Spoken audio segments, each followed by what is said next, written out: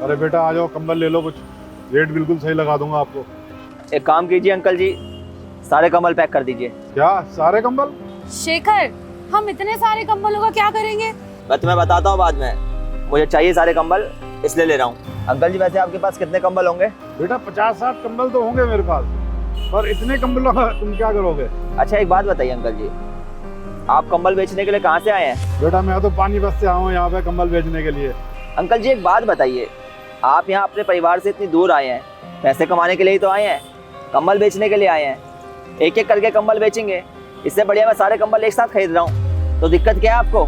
नहीं बेटा, मुझे क्या दिक्कत है? मुझे दिक्कत तो कुछ भी नहीं है। तो एक काम कीजिए, फटाफट कंबल पैक कर दीजिए, जो भी कीमत होगी मैं पूरे पैसे दूंगा आपको। ठीक है बेटा।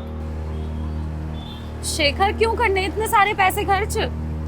मैं तुम्हें सब समझाता हूँ ना, तुम घर तो चलो। बेटा क्या मैं तुम्हें एक बार गले लगा सकता हूँ?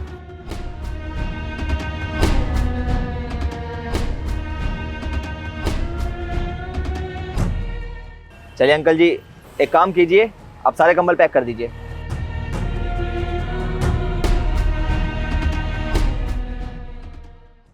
कंबल तो अच्छी क्वालिटी के हैं। अब बताओगे मुझे इतने सारे कंबल क्यों खरीदे हैं? खामखा इतने पैसे वेस्ट हो गए।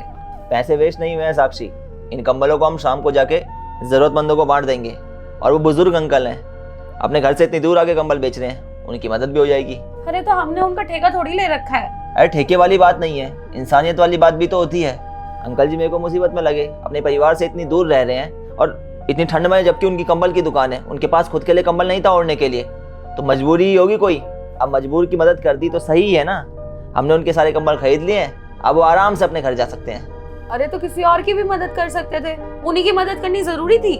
अरे कर सकते थे औरों की मदद भी, लेकिन इस वक्त अंकल जी ज्यादा जरूरतमंद है, उन्हें हमारी मदद की सख्त जरूरत है।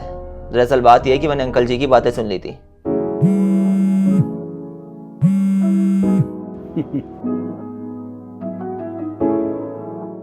हाँ बेटा बोल। पापा, मम्मी की तबीयत खराब हो गई है, आप जल्दी आ जाइए। क्या मम्मी की तबीयत खराब है? हाँ पापा, बिल्कुल भी हालत ठीक नहीं है। आप कब तक आओगे? अरे बेटा मैं कैसे आ जाऊँ?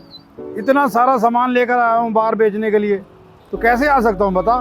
पापा आ जाओ ना, मैं खुद अकेला फील कर रहा हूँ यहाँ पे, मुझे कुछ अच्छा नहीं लग रहा है। अरे बेटा देख, तू टेंशन मत ले, मैं जल्दी से जल्दी अपना सामान बेचकर वापस आ रहा हूँ। अरे भाई एक बात बता, बेचूंगा नहीं तो पैसे कहाँ से आएंगे?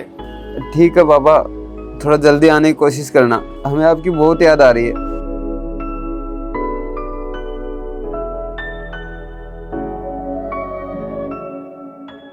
पता नहीं कब मैं अपने घर वालों से दोबारा मिलूंगा, पता नहीं कितना समय लगेगा ये कंबल बेचने में। अब तुम ही बताओ, एक बुजुर्ग इंसान जो अपना परिवार चलाने की खातिर अपने परिवार से दूर है, अगर हमारे एक छोटे से प्रयास से अपने परिवार के पास चला जाता है और उसकी मदद हो जाती है, तो क्या मैंने गलत किया? लेकिन तुम उनकी मदद डायरेक्ट भी कर सकते थे। कर सकते थे डायरेक्ट भी मदद, लेकिन फिर कहीं अंकल जी नहीं लेते हमारी मदद, उन्हें एहसान टाइप का लगता, तो मेरे को यही तरीका सही लगा। वैसे भी मदद तो वही होती है जो निस्वार्थ भाव से होती है, क्योंकि वैसे भी कहा गया है ना कि मदद ऐसे करो कि अगर आप अपने दाएं हाथ से मदद करते हो तो आपके बाएं हाथ तक को पता ना चले। इसीलिए मैंने उनकी ऐसे मदद करी। हाँ शेखर, तुम्हारा फैसला बिल्कुल ठीक था, मैं तो तुम्हें खामखा ही गलत समझ रही थी। आई एम सॉरी एंड हाँ, I am proud of you. अरे इन सब की कोई ज़रूरत नहीं है। तुम मेरी बात सुनो, इनमें से अगर कोई भी कंबल पसंद हो तो अपने लिए रख लेना, बाकी जो भी कंबल बचेंगे हम और शाम को बांट देंगे ज़रूरतमंदों को। ठीक है? अभी तुम एक काम करो, मेरे चाय बना दो गर्मा गर्म।